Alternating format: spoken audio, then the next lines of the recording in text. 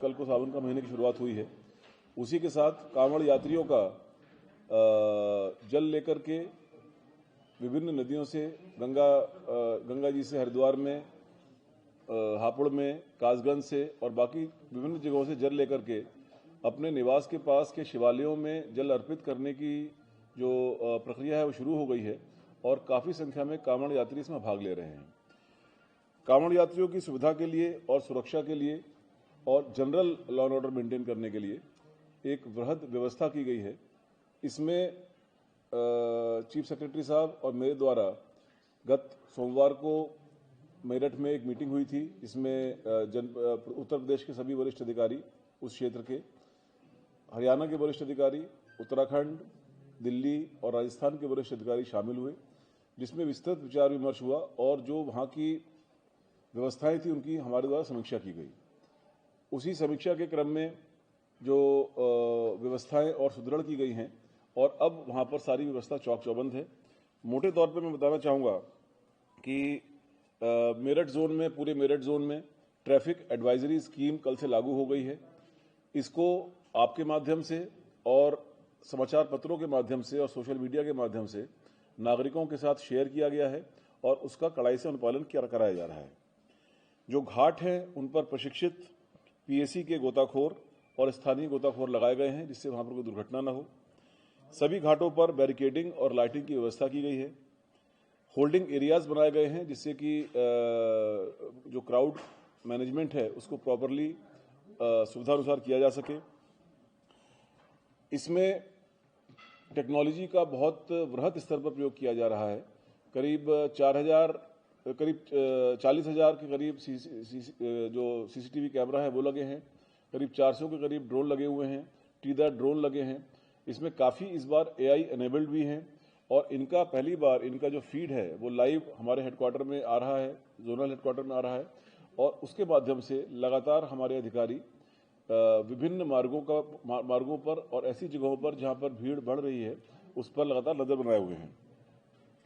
ANPR cameras लगाए गए हैं, जिसमें जो ट्रैफिक स्कीम के अनुसार जहां पर व्हीकलर मूवमेंट अलाउड है वहां पर उनके व्हीकल्स का जो नंबर प्लेट इत्यादि को पढ़ा जा सकता है और प्रत्येक 1 किलोमीटर पर 1 किलोमीटर की बीट बनाई गई है।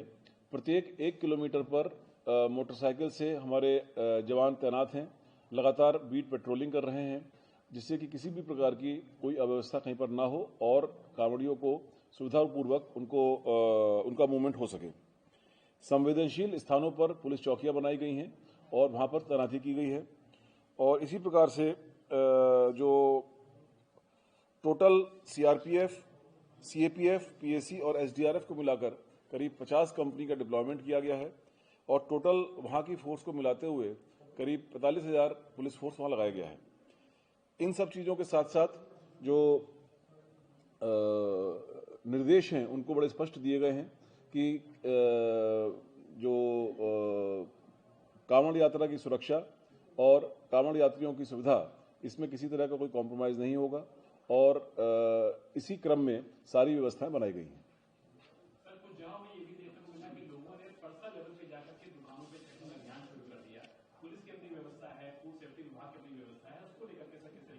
जी, इसमें बड़ी स्पष्ट कानूनी स्थिति है।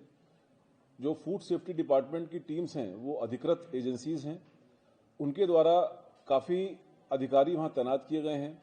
उनके द्वारा लगातार जो ये ढाबे हैं, जो ये आश्रय स्थल हैं, जो कैंप्स हैं, वहां पर जो खाना तैयार हो रहा है उसकी चेकिंग की जा रही है। पुलिस समन्वय के लिए और सहयोग के लिए और सुरक्षा के लिए उनके साथ में है। कोई भी व्यक्ति अगर विजिलेंटे या अपने आप करने का प्रयास करता है तो वो गलत है। हमारा सभी से अनुरोध है कि वे अगर कहीं कुछ जानकारी मिलती है या कहीं पर उनको ये मालूम पड़ता है कि उसको एक प्रॉपर तरीके से मिश्रण, प्रॉपर तरीके से खाना नहीं बन रहा है, तो उसको संबंधित अधिकारी को अवगत कराएं, जिससे कि अधिकृत अधिकारी उसको चेक कर सके और आवश्यक कार्रवाई कर सकें। डेफिनेटली जी, नहीं, वही मैं आपसे कह रहा हूं कि इसके लिए जो अधिकृत एजेंसी है वो फूड एंड सेफ्टी डिपार्टमेंट की एजेंसी है, जो दोनों इन सभी चीजों को देखती है। तो अपने नियमों के अनुसार वो उसका कंप्लायंस सुनिश्चित करा रही है और पुलिस जो है वहाँ पर उनके समन्वय के लिए, उनकी सहायता के लिए है। मेरा सबसे अनुरोध है, जो ये खासतौर से जो ढाबा संचालक भी हैं और बाकी भी हैं, कि वे इस प्रकार का कोई भी काम ना करें जिससे कि जो कांवड़ यात्रा की जो भावना है, जो उसका एक सेंटिमेंट है, उसको कोई आहत हो। सर, जो मांस मदिरा की दुकानें हैं इन रूट्स पर, अब मैं आपसे स्पेसिफिकली मैं इन चीज़ों को शेयर नहीं करना चाहूँगा, बट जो भी इनपुट्स मिल रहे हैं उस पर लगातार हम लोग कार्रवाई कर रहे हैं। सर, जो मांस मदिरा की दुकानें उनको लेकर के भी कुछ नियमानुसार हम लोग कार्रवाई कर रहे हैं। और इसमें आज भी मैंने देखा था कि कई जगहों पर लोगों ने इसको स्वतः हटा लिया है, तो इसमें जो नियमानुसार वो कार्रवाई कर रहे हैं। जी, हॉटस्पॉट इस सेंस में कि ट्रैफिक के पॉइंट ऑफ व्यू से जो कांवड़ यात्रियों का जो डेंसिटी है उसके पॉइंट ऑफ व्यू से, और अदरवाइज जो सेंसिटिव जगह है उनको चिन्हित किया गया है। वहां पर हम लोगों ने विशेष तौर पर चौकियां बनाई हैं और फोर्स का इंतजाम किया गया है। धर्म के नाम पर इसको लेकर के जी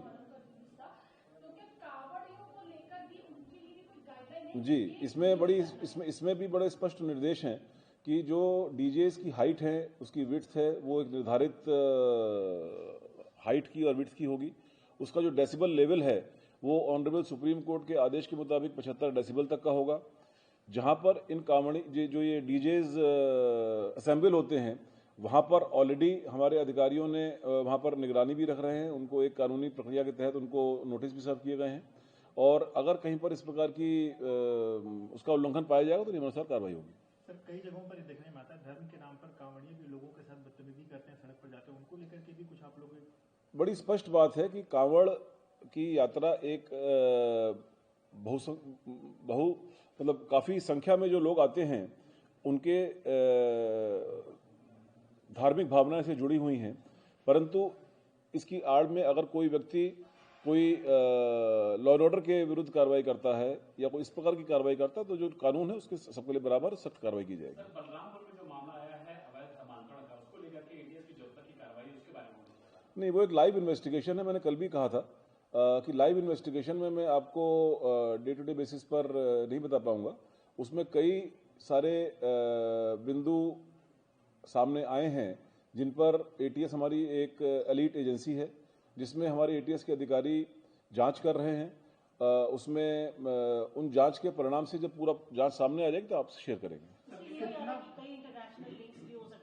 कई सारे पहलू हैं उसके, उन सभी पहलुओं पर हम जांच कर रहे हैं। अभी नहीं, अभी मैं ड्यूरिंग जांच एक लाइव इन्वेस्टिगेशन में मैं अभी कुछ नहीं कहना चाहूंगा, कुछ चीजों को वेरीफाई करना पड़ता है। जी, जो इन्वेस्टिगेशन को सही निष्कर्ष पर पहुंचाने के लिए पूरे मामले की गहराई से जांच कर उसकी सतह तक जाने के लिए जिस भी एजेंसी की आवश्यकता की मदद होगी वो ली जाएगी। सर, बाबा का कहा जा रहा था कि बाबा का एजेंडा था इस्लामिक एजेंडा था, तो उसका इस्लामिक एजेंडा क्या था?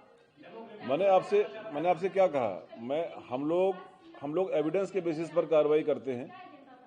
हम लोग एविडेंस के बेसिस पर कार्रवाई करते हैं और इन्वेस्टिगेशन अभी जारी है। इन्वेस्टिगेशन के जारी रहने के दौरान कुछ भी बताना उचित नहीं है। जो भी बिंदु आए हैं सामने, उन सभी बिंदुओं पर गहराई से जांच की जा रही है, और जब जांच पूरी होगी तो हम आपके सामने लेकर आएंगे। लंबे समय से सर ये पूरा वहाँ पर छांगुर बाबा का रैकेट चल रहा था। इसमें बताया जा रहा है कि कुछ वहाँ पर प्रशासन, पुलिसकर्मी या इन लोगों के भी मिले होने की बात कही जा रही, क्या उनके ऊपर भी कुछ कार्रवाई? जो भी व्यक्ति इसके संरक्षण में, इसके संचालन में और इस योजना में शामिल हैं, फिजिकली, फाइनेंशियली, सबके खिलाफ एविडेंस लेकर के कार्रवाई की जाएगी। एविडेंस का सर, ये सावन के महीने में बनारस को लेकर के भी कुछ स्पेसिफिक? जी, ये तो मुख्यतः जो मैंने आपको बताया, ये मेनली वेस्टर्न यूपी का प्रबंध है, जिसमें 23 तारीख तक मुख्यतः मेरठ जोन के जो जिले हैं, हरिद्वार से सहारनपुर, मुजफ्फरनगर, शामली, मेरठ, हापुड़, गाजियाबाद, इन सब जगह में ज़्यादा रहता है बागपत। उसके बाद प्रत्येक सोमवार को आगरा जोन के जिलों में, बरेली जोन के जिलों में, इवन बनारस और इलाहाबाद प्रयागराज जोन के जिलों में भी कांवड़ यात्री जाते हैं जल लेकर के। तो वहां पर भी उसी तरीके से समुचित प्रबंध किए गए हैं, जिससे कि सुविधा और उनके जो सुरक्षा है उसमें कोई कॉम्प्रोमाइज ना हो। है।